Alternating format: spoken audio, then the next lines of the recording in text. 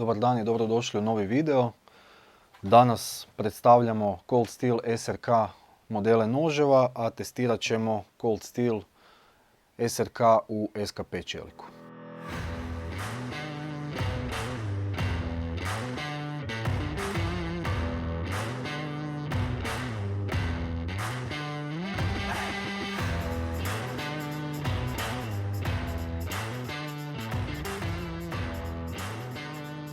Steel SRK Survival Rescue Knife dizajniran je 1990. godine. Kroz godine je mijenjao više čelika naravno. Danas ih imamo u 3 varijante, odnosno krenut ćemo od ovog najjačeg čelika u CPM 3V varijanti, polirani, VG10, isto polirani, San Mai i u SK5 čeliku dvije varijante sa Taffex premazom, standardni normalni i kompakt verzija. Standardni je nož američkih specijalnih snaga za BUD/S obuku, odnosno Basic Underwater Demolition Seals Training. Dimenzije noža ćemo proći malo kasnije. Dakle, SK5 čelik, Taffex premaz smo rekli, proizveden u Tajvanu, ima Grivex držku, to je zapravo tvrda guma, clip point, hollow grind, oštrica. Svi Cold Steel noževi iz kutije već dolaze dosta dobro naoštreni. SK5 japanski čelik ima dobru otpornost na koroziju, relativno lako se može naoštriti i može biti izuzetno oštar. Tvrdoća po Rockwellu je 57 do 58 otprilike.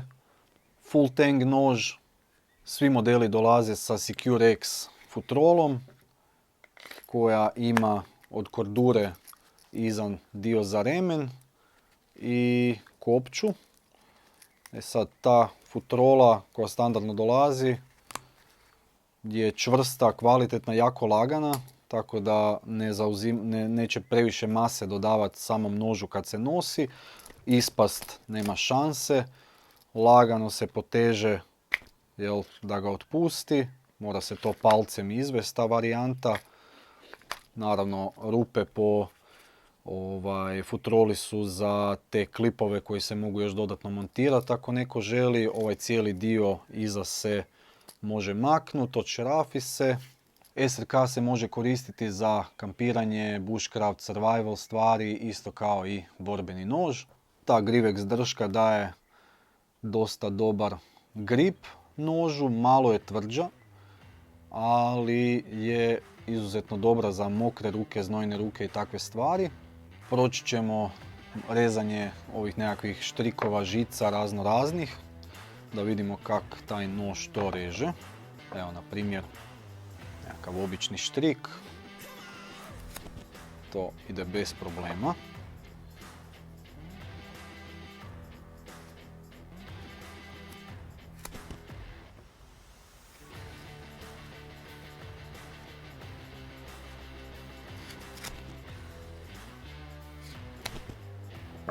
Ovaj mali štrik koji ima malo više najlona u sebi, isto tako to fino sve prolazi. Kasnije ćemo cijepati drva malo s ovim nožem, raditi nekakve te standardne stvari što se tiče testiranja noževa i ne tako standardne. Ovo ide bez problema, čak i lakše nego ovaj obični štrik. Tu se baš mora čupat. Probati još jedan put.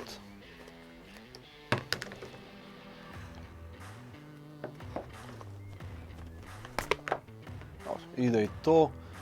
Oštrica je ostala ista. Nigdje se nije ništa čipalo, oštetilo.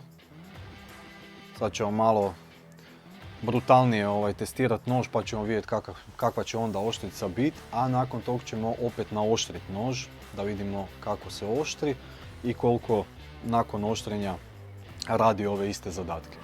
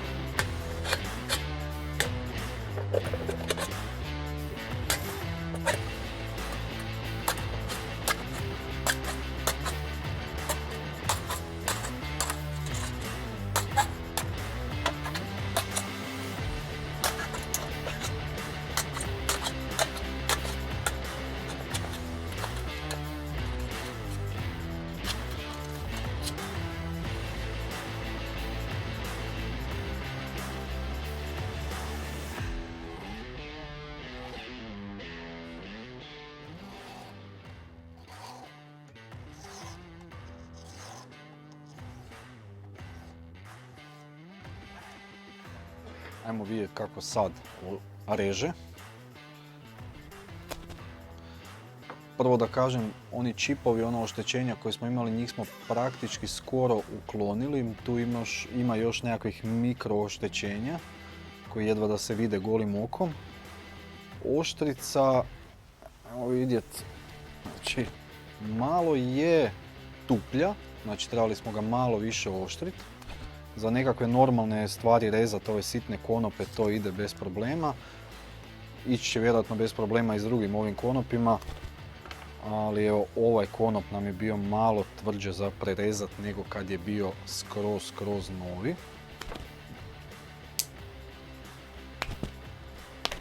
To nije baš treba počupat.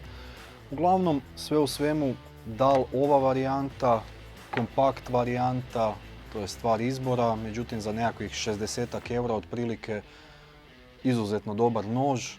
Tako da definitivno vam preporučamo bilo koji model od Cold Steela, pogotovo ove nekakve kao budget više noževe, znači nekakvih 60 eura kao što smo rekli. To bi bilo to. Nadam se da ste uživali, da ste nešto i naučili o ovim modelima noža. U komentarima nam napišite koji nož bi htjeli da testiramo i na koji način. Obavezno nas zapratite na našem kanalu. Imat ćemo giveaway za ove stvari, te noževe, tako da obavezno pratite nas i vidimo se u sljedećem videu.